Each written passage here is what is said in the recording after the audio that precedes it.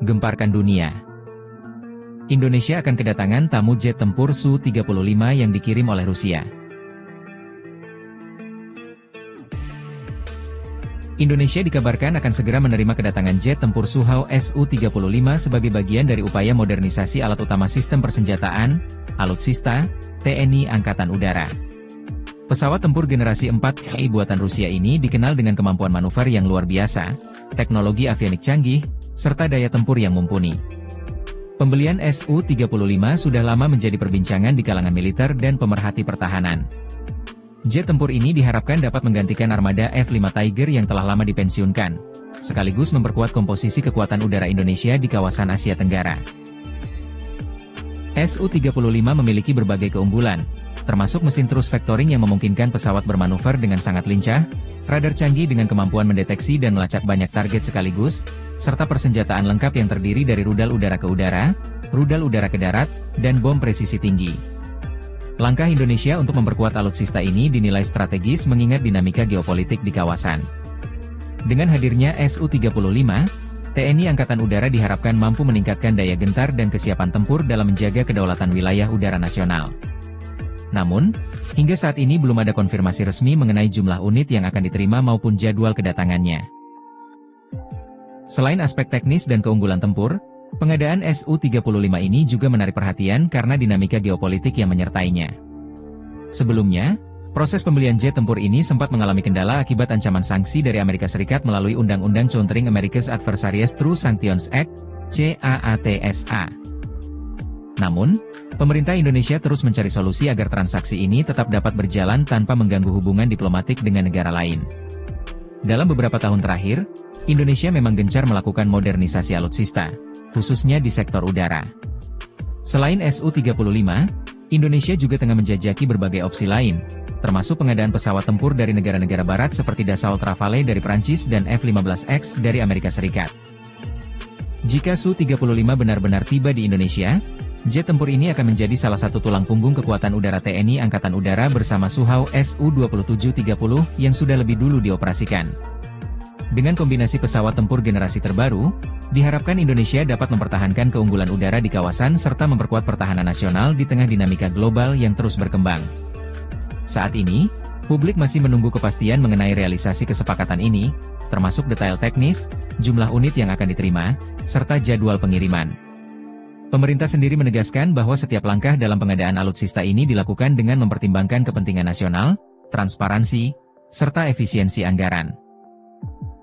Selain pengadaan Su-35, pemerintah Indonesia juga mempertimbangkan pengembangan industri pertahanan dalam negeri sebagai bagian dari strategi jangka panjang.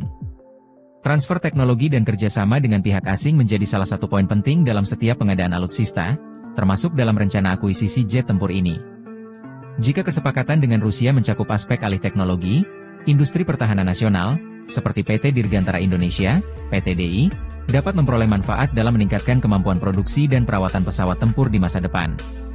Selain itu, Indonesia dapat lebih aktif dalam operasi keamanan udara bersama dengan negara-negara sahabat di kawasan, seperti dalam latihan militer gabungan atau misi penjaga perdamaian.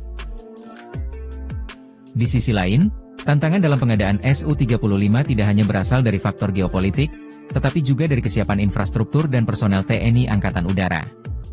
Jet tempur canggih seperti Su-35 memerlukan sistem pendukung yang memadai, termasuk fasilitas pemeliharaan, suku cadang, serta pelatihan bagi para pilot dan teknisi.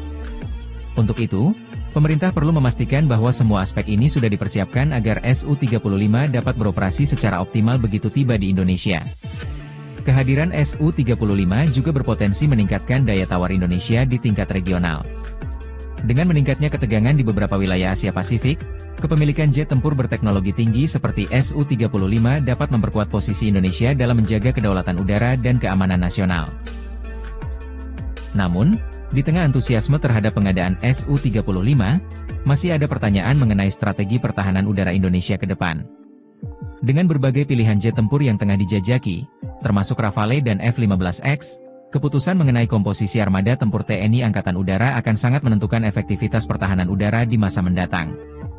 Apakah Su-35 akan menjadi ujung tombak kekuatan udara Indonesia, atau justru menjadi bagian dari strategi diversifikasi alutsista yang lebih luas?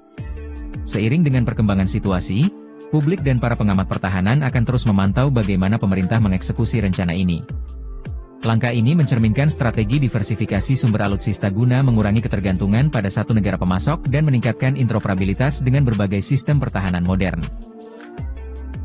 Meskipun kedatangan Su-35 diharapkan dapat memperkuat pertahanan udara Indonesia, ada beberapa tantangan yang masih harus diatasi sebelum pesawat tempur ini benar-benar dapat dioperasikan secara penuh.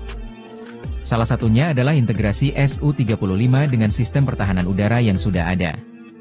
Saat ini, TNI Angkatan Udara mengoperasikan berbagai jenis pesawat tempur dari negara yang berbeda, seperti F-16 dari Amerika Serikat dan Sukhoi Su-27-30 dari Rusia.